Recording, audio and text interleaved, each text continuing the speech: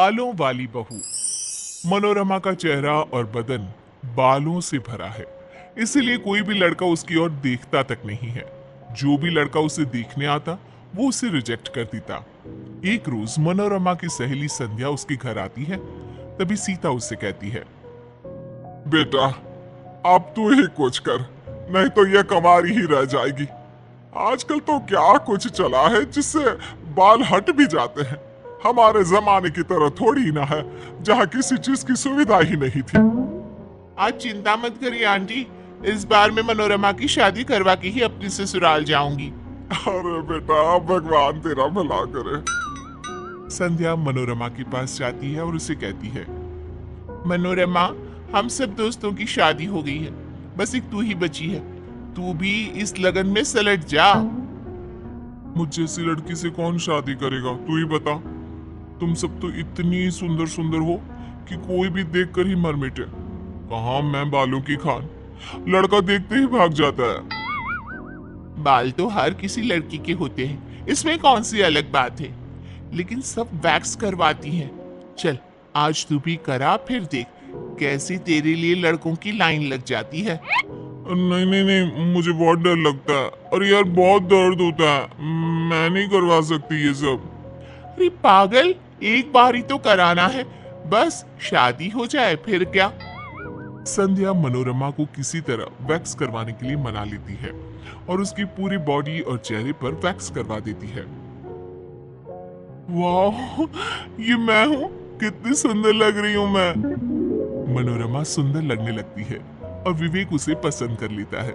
संध्या के कहने के मुताबिक मनोरमा विवेक को कुछ नहीं बताती और उसकी शादी धूमधाम से हो जाती है और सीता की परेशानी भी हल हो जाती है। शादी होती ही विवेक और मनोरमा हनीमून पर चले जाते हैं। तब विवेक उससे कहता है, मैं तुमसे बहुत प्यार करता हूँ। मैं किस्मत वाला हूँ जो मुझे तुम जैसी इतनी सुंदर बीवी मिली। लगता है ये पल खत्म ही ना हो। मुझे कभी छोड़कर मत जाना। मैं कहीं नहीं जाने वाली। मनोरमा सोचती है, कहीं विवेक मेरे बालों के वापस आ जाने से मुझे छोड़ ना दे।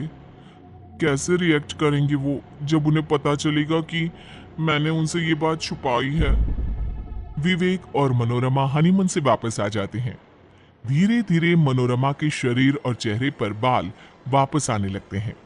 एक दिन मनोरमा लस्सी पी रही होती है और उसके होठों के ऊपर मूंछ बन जाता है। ये विवेक देख लेता है। अरे ये क्या है मनोरमा, तुम्हारे होठों पर इतने सारे बाल। ये बाल मुझे पसंद नहीं है। आज के आज इसे हटा कर आ जाओ। आज तो थर्सडे है, आज सासू माँ ने बाल कटवाने से मना किया है ना। अच्छा ठीक है, और किसी दिन चली जाना।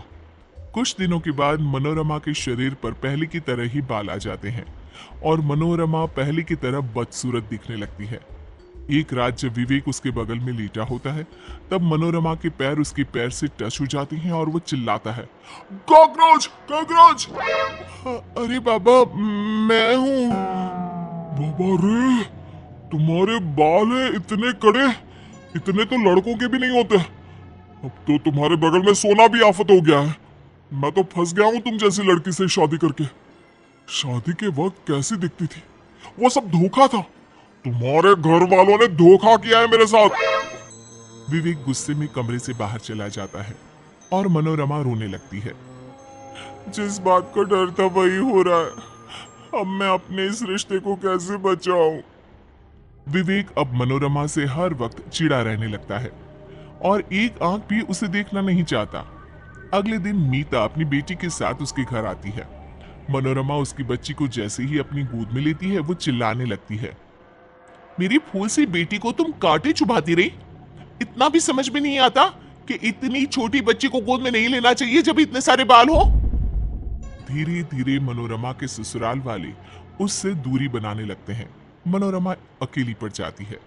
एक रोज मनोरमा विवेक को रात का खाना देती है और तभी उसके खाने में बाल आ जाता है। हर जगह बाल ही बाल। दुखी हो गया हूं मैं तुमसे, छोड़ दो मुझे। जीना हराम हो गया है मेरा जब से तुम आई हो। मैंने इतनी मेहनत से बनाया है, कम से कम खा तो लीजिए। विवेक खाना खाए बिना उठ जाता है और भूखे पेट सो जाता है। मनोरमा के लिए एक एक दिन काटना भारी हो जाता है। कुछ दिनों के बाद विवेक के एक फ्रेंड की शादी होती है और मजबूरी में विवेक को मनोरमा को अपने साथ ले जाना पड़ता है। लेकिन जैसे ही विवेक पार्टी में पहुंचता है, उसके सारे फ्रेंड्स मनोरमा को देखकर उसका मजाक बनाने लगते हैं।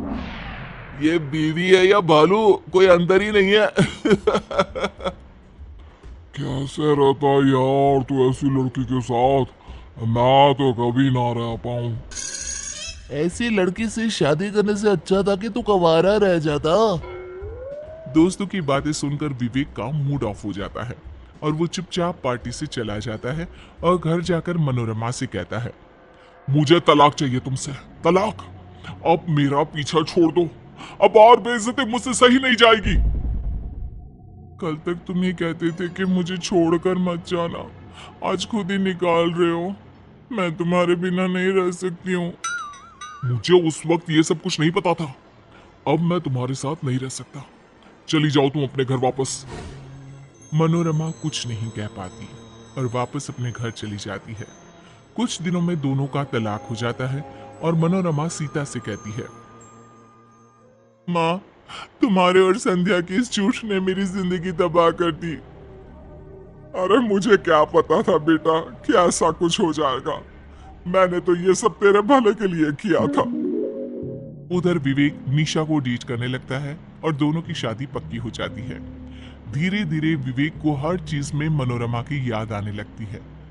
निशा को आजकल की चौचले पसंद है और वो विवेक की एक जरा फिक्र नहीं करती। विवेक और निशा की शादी का दिन आ जाता है। जैसे ही फेरे शुरू होते हैं, विवेक मनोरमा के ख्याल में खो जाता है। मैंने मनोरमा के साथ अच्छा नहीं किया, वो मेरे खाने पीने सबका कितना ख्याल रखती थी, लेकिन निशा को तो इन सब से कोई मतलब ही नहीं है। मनोरमा की जगह मैं निशा को कभी नहीं दे सकता। विवेक फेरे रोक देता है और मनोरमा के पास जाकर उससे माफी मांगता है। मुझे माफ कर दो मनोरमा, मुझे अपनी गलती का एहसास हो गया है। मैंने इस बाल के चक्कर में अपनी जिंदगी का सुख चैन सब गंवा दिया। मुझे तुम वापस चाहिए, इन बालों के साथ ही। सुबह का बुला शाम को घर आ जाए तो उसे भूला नहीं कहते जी। विवेक मनोरमा से फिर से शादी कर लेता है और दोनों सुखी जीवन बिताने लगते हैं।